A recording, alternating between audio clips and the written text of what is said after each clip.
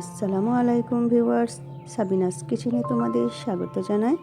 আজকের এই পাঞ্জাবি স্টাইলের সর্ষে শাকের রেসিপিটি এত দারুণ হয়েছিল যে তোমরা এটা থাকলে আর ভাত রুটির সাথে কিছুই লাগে না।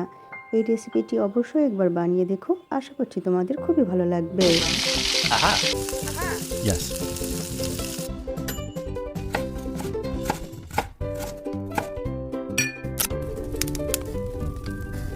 Wow! কড়াইতে প্রথমে সর্ষে শাককে এইভাবে ছোট ছোট করে কুচি করে নিয়েছি, ধুয়ে পানি ঝরিয়ে নিয়েছি, দিয়ে দিচ্ছি। এরপর এর মধ্যে এক আটি আমি পালং শাকও এইভাবে ছোট কেটে দিয়ে দিচ্ছি, ধুয়ে পানি ঝরিয়ে। দিয়ে দিচ্ছি বড় সাইজের একটা গাজর, আর 1 চামচের মতো আদা রসুন বাটা হবে তেমন আদা রসুন কুচি দিয়ে দিচ্ছি। দিয়ে পরিমাণ মতো লবণ দিয়ে ঢেকে সেদ্ধ হতে দেব। মাঝে খুলে আমি নেড়ে দেব সব কিছু। নেড়ে ছেড়ে যখন আবার আমি ঢাকনা দিয়ে ভালো করে সেদ্ধ করে নেব। এরপর যখন সেদ্ধ হয়ে যাবে তুলে নিয়ে ঠান্ডা করে পেস্ট করে নেব। সর্ষে শাক একটা কড়া ভাব থাকে, তাই সর্ষে শাকের মধ্যে একটু পালং শাক বা বেঁতে শাক থাকলে তোমরা দিতে পারো। এরপর কড়াইতে তেল দিয়ে দিচ্ছি, দিয়ে ভালো করে গরম করে শুকনো লঙ্কা দিয়ে লাল করে ভেজে নেব।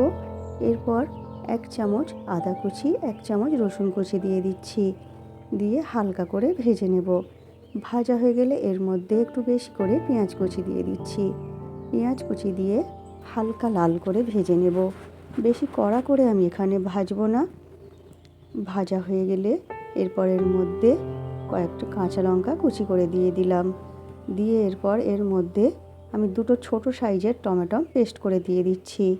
দিয়ে এরপরে জায়গাটি ধুয়ে পানি ধুয়ে দিচ্ছি, অল্প করে লবণ দিচ্ছি, শাকে লবণ দেওয়া ছিল। 1/2 চামচ লঙ্কা গুঁড়ো, 1/2 চামচ হলুদ গুঁড়ো, 1 চামচ ভাজা জিরে গুঁড়ো, 1 চামচ ভাজা ধনে গুঁড়ো দিয়ে এরপরে মশলা ভালো করে কষিয়ে নেব। মশলা যত ভালো কষানো হবে তরকারির স্বাদ তত ভালো হবে।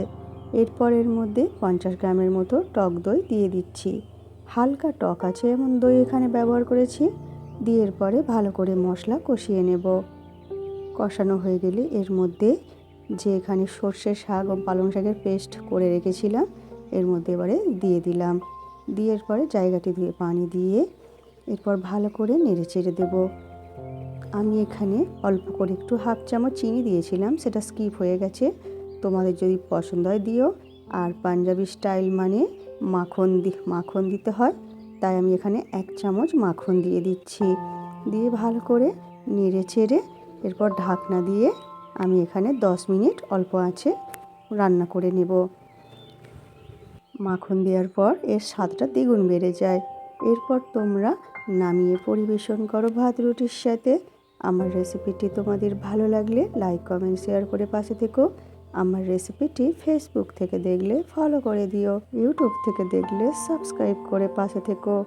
আমার রেসিপিটি শেষ পর্যন্ত দেখার জন্য অনেক অনেক ধন্যবাদ তোমাদের।